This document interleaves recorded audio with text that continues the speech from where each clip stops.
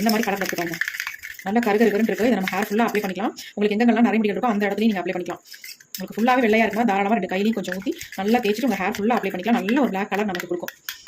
நீங்கள் வந்து ஒரு டை வந்து அப்ளை பண்ண மாதிரியே இருக்காது. நார்மலாக நேச்சுரலாக ஒரு பிளாக் கலரில் நமக்கு கிடைக்கும். உங்கள் பாருங்க எப்படி இருக்குது. கண்டிப்பாக இந்த மெத்தடில் வந்து நீங்கள் இந்த ஹேர் டையை ப்ரிப்பேர் பண்ணி உங்கள் ஹேரில் அப்ளை பண்ணி பாருங்கள். எக்ஸலண்ட்டான ரிசல்ட் இருக்கும் உங்களுக்கு. எவ்வளோ சூப்பராக இருக்குது பாருங்கள். கன்சிஸ்டன்சி இந்த மாதிரி தான் இருக்கணும். நீங்கள் இதை வந்து நீங்கள் கொஞ்சமாக எடுத்தாலே போதும். நல்ல ஒரு பிளாக் கலர் நமக்கு கிடைக்கும். அதிகமாக எடுத்து அப்ளை பண்ணுற அவசியமே இல்லை. இப்போ பாருங்கள், நான் கொஞ்சம் எடுத்து கையில் காட்டுறேன். பாருங்க எப்படி இருக்கு பாருங்க. பார்க்கறதுக்கு நல்ல ஒரு ஷைனிங்காக இருக்குது. நீங்கள் கடுகு ஆயில் தான் அப்ளை பண்ணணும் அப்படின்றதுலாம் கிடையாது. நீங்கள் கோகனட் ஆயில் கூட தாராளமாக அப்ளை பண்ணிக்கலாம். உங்கள்கிட்ட என்ன ஆயில் இருக்கோ அந்த ஆயில் நீங்கள் அப்ளை பண்ணிக்கோங்க.